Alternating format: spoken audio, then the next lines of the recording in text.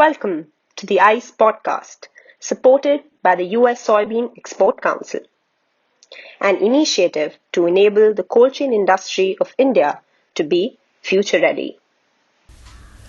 Hello, listeners. Here we are with the next episode of the ICE podcast on cold chain technology. With several talks focusing on cold chain technology, construction features, and allied topics that we introduced in the last couple of episodes, we thought of introducing a topic on the actual experience of operating a large cold warehouse. How is it to operate a large cold warehouse or a cold storage facility? What are the challenges? How does the acronym PPP, which is Product, Process and Packaging, and TTT, which is Time, Temperature, Tolerances, how do these impact warehouse protocols? How do warehouse operators handle and keep products safe and in the best of the temperature controlled environments?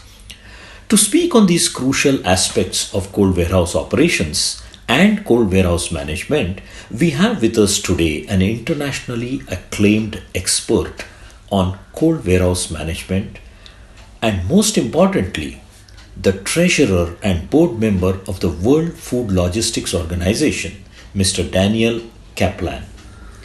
Dan is based out of Sioux City, Iowa, USA.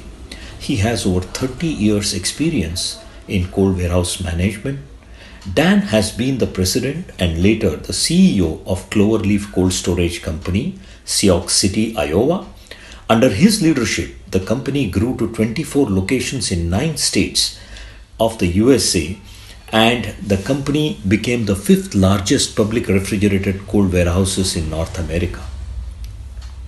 Between 2005 and 2012, Dan served with distinction as the president of the Sioux City Airport Board of Trustees. A warm welcome to you, sir, and over to you for your talk.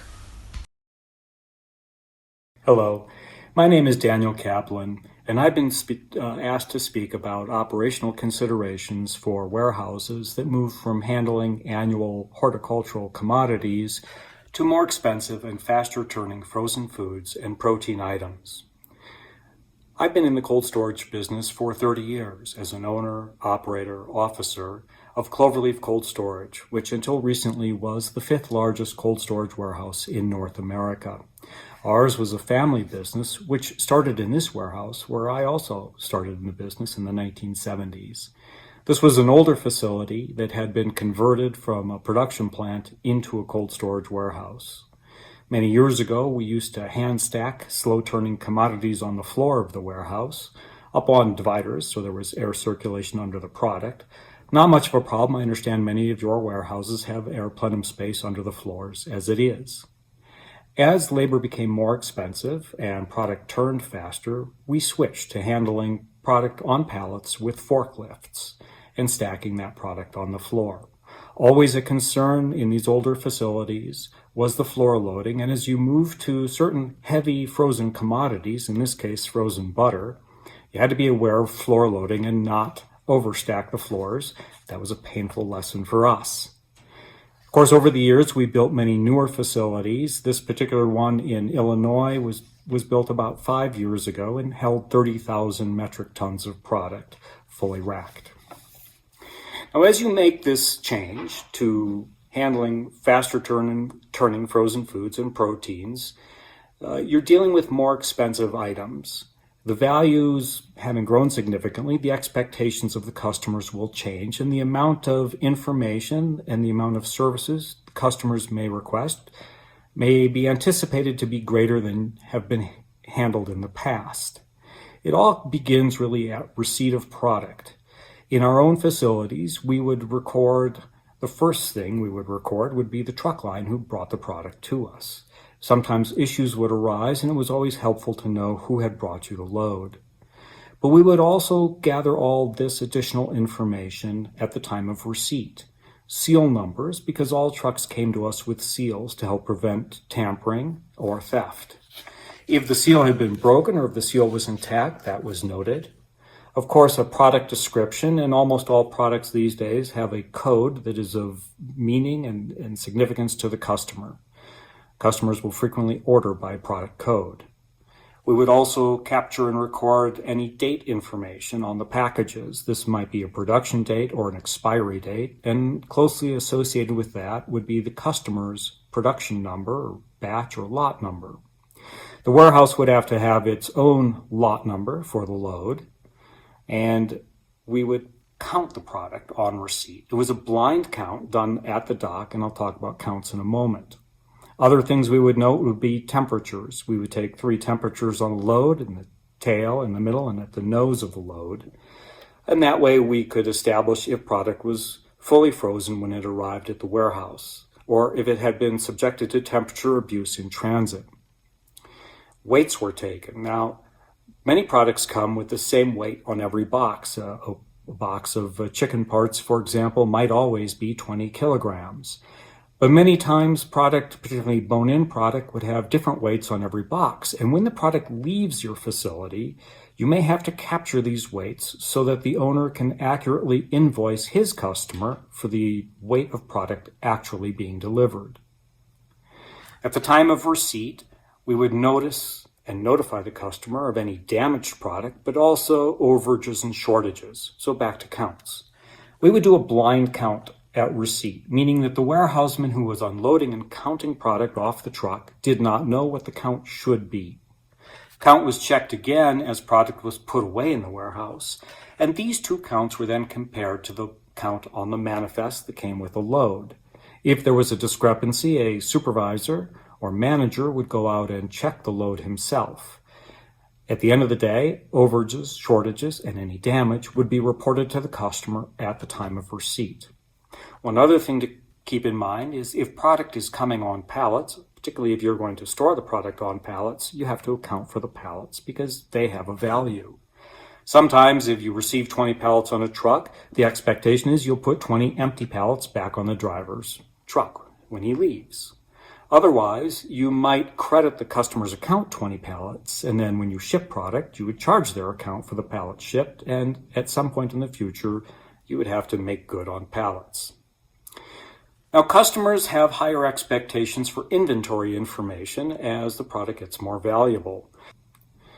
The next thing to consider is rotation. When you ship product for this customer, how do they want you to rotate it?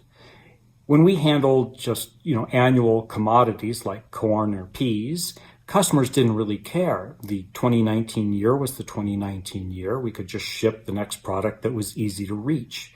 But as you deal with other items, customers have different expectations. They may want you to rotate strictly on the basis of first in, first out. The first lot you received will be the first lot you shipped. But they may also ask that you ship the oldest product by production date or the soonest to expire. If you're receiving product out of rotation from a customer, you need to be able to search your databases, your inventory, to find which is the next product to ship. And sometimes the customer will want you to use different rules depending on their customer. They may want their best customers to receive the newest product, and in other cases, you ship the oldest product. As product values increase, customers may want to come to your facilities more often to check product, and it's important that your sanitation and your pest control be best in class so that you have the highest confidence from your customers. Now, as product is received and as product is shipped, you need to call out damaged product. This is something that you need to determine with your customers. What is damage? It's not always easy to determine. Acceptable product, as we would teach our warehousemen, some crushing, some minor scuffs and tears on the boxes can be acceptable. A hole in a box may even be acceptable if the product inside is in poly and the poly is intact. With excessive crushing, punctures or tears that go through the inner lining of the product. When we receive product into the warehouse that is damaged, we never receive it onto our books that way. We let the customer know that the product was damaged, we're receiving the lot short, and based on the customer expectations, we might hold the damage or we might refuse it back to the truck. This, again, is something you need to be agreed upon with your customers. Now, understanding storage requirements, and particularly temperatures, that apply when you're handling more valuable frozen foods and proteins. Generally speaking, you're safe at about 17 or 18 degrees below 0 centigrade. This is good for almost all commodities, but ice cream colder, typically we would store that at negative 28 centigrade. Now this is well below the freezing point for most commodities. Poultry, after all, changes state from frozen from fresh at about 2.5 degrees centigrade below. So why do we maintain colder? First of all, because not all spoilage action stops as the product reaches its freezing point. Spoilage has slowed down, and we want to achieve the freezing point as quickly as possible, but product will not maintain its highest quality at those temperatures. You need to get to lower temperatures, again about minus 17, minus 18 centigrade, in order to stop most spoilage. The second reason is because of temperature fluctuations. Temperatures do fluctuate in your warehouse, commonly because of defrost or because you have energy management going on and there's times you're shutting down if power is more expensive for a few hours. Now those fluctuations for defrost and power management can affect the product. They cause the growth of larger ice crystals within the product. They can also affect color and flavor. But as you achieve colder temperatures, the fluctuations do less damage. And you will not have damage with normal 3 to 4 degree centigrade variations if you're down about negative 17 degrees. The point of this slide is to say that if you're handling products you have not previously handled, it's really excellent to look up in the commodity storage manual and see what you can learn about the proper handling for those items. The commodity storage manual is a benefit to membership in the IARW in India, and it's a tremendous resource that I urge you to look at and use carefully. Now in closing, I want to remind you of something which I'm sure you know. The frozen food industry in India is expected to grow very rapidly in the coming years, and I'm sure you want to be a part of it. For the industry to really succeed in convincing customers and for customers to rely upon the industry and trust the industry, you have to have a well-trained staff, you have to use the best practices, and you have to listen to your customers. One great concern is that the customer base will not appreciate and respect the cold storage industry and will build their own facilities. And you cannot compete with a customer once they have built their own freezer. Thank you.